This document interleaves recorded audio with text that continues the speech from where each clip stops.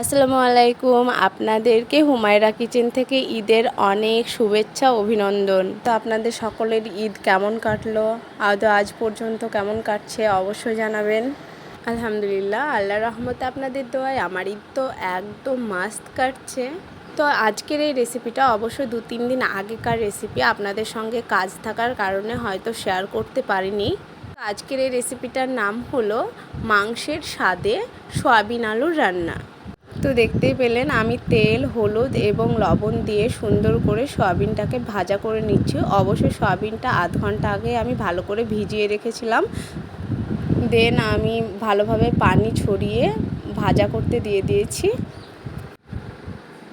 তো সয়াবিনটাকে ভালোভাবে দেখুন ভেজে নিচ্ছি। আগে যখন ছোট ছিলাম ঈদের মধ্যে একটা আলাদা আনন্দ খুঁজে পেতাম। যত বড় হচ্ছি যেন আনন্দগুলো কোথায় চলে যাচ্ছে, তাই না?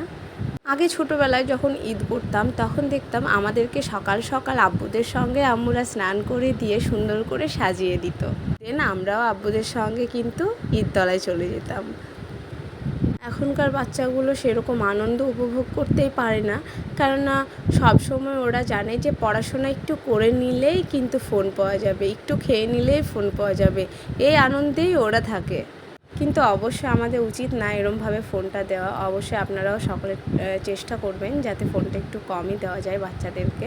তো দেখুন আমি সুন্দর করে ভালোভাবে তেজপাতা, এলাচ, পেঁয়াজ বাটা ভালোভাবে দিয়ে সুন্দর করে পেঁয়াজের গন্ধটা না যাওয়া পর্যন্ত কিন্তু আমি নেড়ে নিচ্ছি। দেন এখানে রসুন এবং আদার পেস্টও দিয়ে দিলাম। আদা রসুনের যে কাঁচা গন্ধটা থাকে সে কাঁচা গন্ধটা না যাওয়া পর্যন্ত আমি সুন্দর করে এই মশলাটাকে ভাজা করে নেব। দেন এখানে অল্প পরিমাণ দেখুন জল দিয়ে দিলাম। তো এবার ভালোভাবে একটু নেড়ে চেড়ে এদিক ওদিক করে নেব। দেন এখানে আমি টমেটো কুচি অ্যাড করে দেব। তো টমেটো কুচি অ্যাড করা হয়ে গেলে আমি এদিক ওদিক ভালোভাবে নাড়াচাড়া করে নেব। দেন টমেটোটা ভালোভাবে সেদ্ধ হয় সেই জন্য ঢাকনা দিয়ে 2 মিনিট মতো বন্ধ করে রাখবো।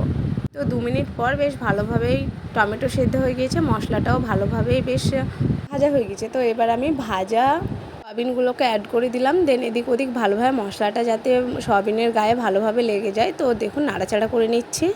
তো আপনাদের সকলে কার কার সয়াবিন ভালো লাগে অবশ্যই জানাবেন। আমার তো অনেক ভালো লাগে সয়াবিন খেতে। ছোটোবেলায় যখন প্রাইমারি স্কুলে পড়াশোনা করেছি তখন সয়াবিন আলুর যে তরকারিটা স্কুলে দিত, অবশ্যই আমার তো অনেক ভালো লাগতো। তো দেখুন এবার পরিমাণ মতো সমস্ত মশলা নিয়ে নিয়েছি, এগুলোকে সয়াবিনের উপর দিয়ে দিলাম। এবার ভালোভাবে সয়াবিনগুলোকে কষিয়ে নেব।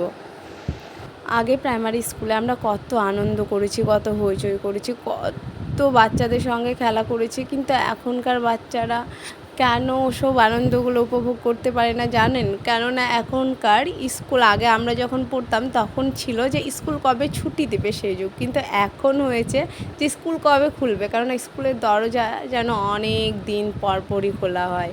যে কোনো কারণবশতই স্কুল হঠাৎ করে ছুটি ঘোষণা হয়, কেমন জানি হয়ে গেছে না? যুগের তালে তালে তাল মিলিয়ে আমরাও যেন কেমন একটা অকেজো মানুষে পরিণত হয়ে যাচ্ছি। কিন্তু কি আর করা যাবে, এখন সমাজ ও সরকার যেটা ঘোষণা করছে সেটা তো আমাদেরকে মেনে চলতেই হবে। তো দেখুন আপনাদের সঙ্গে গল্প করতে করতে সয়াবিন আলুটাকে ভালোভাবে কষিয়ে নেওয়া হয়ে যাচ্ছে আমার। তো আপনাদের কার কার এতক্ষণ পর্যন্ত আমার রেসিপিটা অনেক ভালো লাগছে অবশ্যই জানাবেন। ভালো লাগলে অবশ্যই শেয়ার এবং লাইক দিতে ভুলবেন না।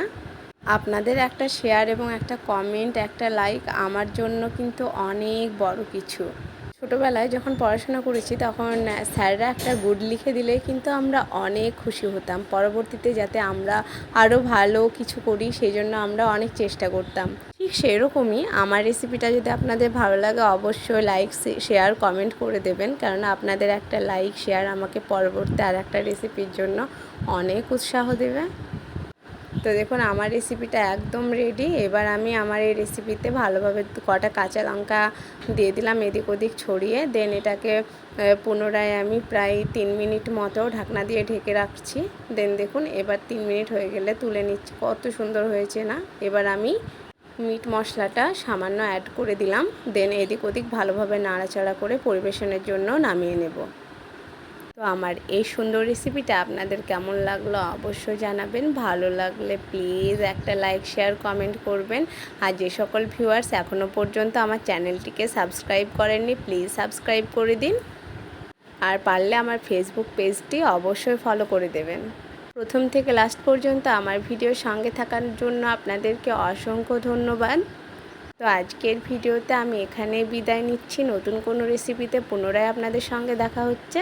ততক্ষণ পর্যন্ত আপনারা সকলে সুস্থ থাকুন, ভালো থাকুন, এই ঈদকে অনেক সুন্দরভাবে উপভোগ করুন এবং আমার জন্য অনেক দোয়া করবেন।